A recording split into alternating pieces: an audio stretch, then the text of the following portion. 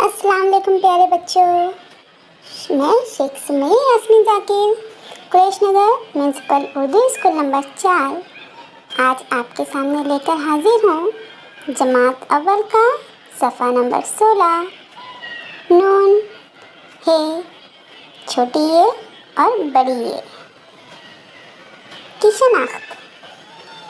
बच्चों तस्वीर देखो, तस्वीर का नाम बताओ, तस्वीर के नाम की पहली आवाज़ बताओ। क्या नज़र आ रहा है आपको? जी हाँ, नल, नमक। नल और नमक की पहली आवाज़ न है, नून से नल। हथौड़ा, हिरन, इन दोनों की भी पहली आवाज़ ह है, ह से हथौड़ा, ह से हिरन।